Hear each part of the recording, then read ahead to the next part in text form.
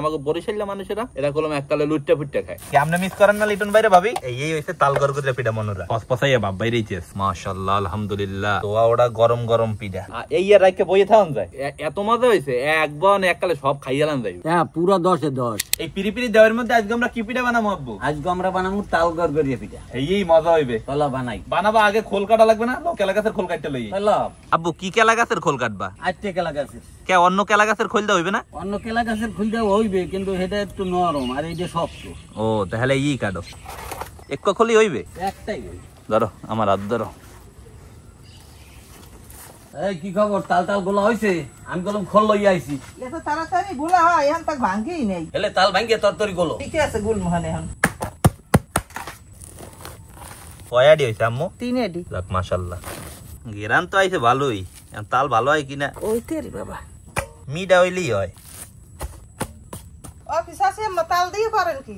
একবারে গয় করে পিঠে বানামু। তুমি আইছো ভালো হইছে মাতারি। এখন এই তালটা একটু ঘষে দাও। ঠিক আছে দেন।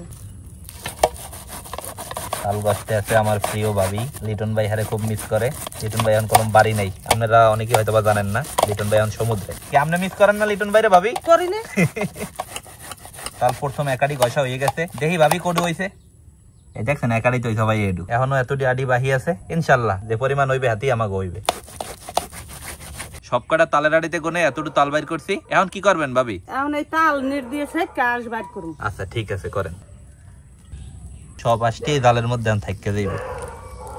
কুত্তা যে বলে কুত্তারেও আজকে পিঠে খাওয়ান লাগবে বুঝছেন। দেখছেন কতটি আশ রয়ে গেলে। তাল তো গোলা হয়ে গেছে মনুরা। এখন তাল গরগরে পিঠা বানাইনার পার নে প্রথমে দিতেছি চিনি, কোরাইন না নাহেল, নুন। এখন দেবো গোলা তাল। সবকিছু দেওয়া হয়ে গেছে। এখন চুলার উপরে পাইলাটা বহাইতে হইবে। এখন চিনিও গলতে থাকবে আর আস্তে আস্তে মিশ্রণটাও পাতলা হইবে। এখন উতলাই না পর্যন্ত বাড়সামো। তাল উতলাই উঠছে। এখন দিব চাউলের গুঁড়ি, জিরার গুঁড়ি। এখন সবকিছু লারিরা মেয়াইতে হইবে। লারিরা সাইডে কাই বানানো হয়ে গেছে। আম্মু তুমি অনেক কাম করো, এই পাইলাই গনে সেনিতে ডাইলে হালাও। আম্মু তাল গরগরে পিঠা বানাইনার পারনে এখন কি করতে হইবে? কাইটে মাছ দইবে। তাহলে দুই হাউরি পুতর বউ মিললা মালো।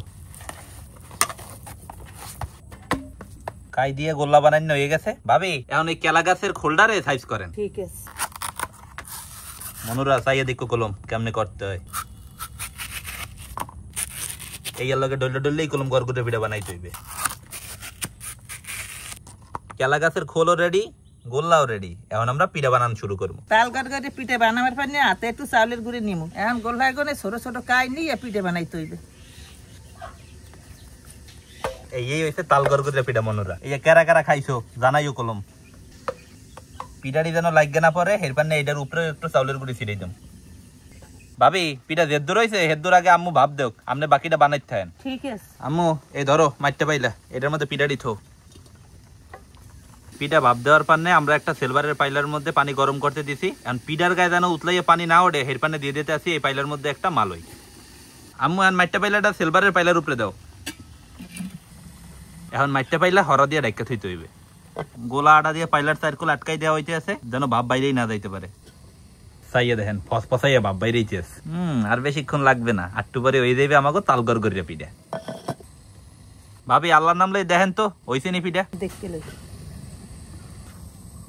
হইছে। যাক মাশাআল্লাহ আলহামদুলিল্লাহ। আমাকে তাল গরগরিয়া পিঠা বানানো হয়ে গেছে। ভাবি আর মাইটা পাইলাটা উপরে থন, একটু পিঠা ডাইলেই থন।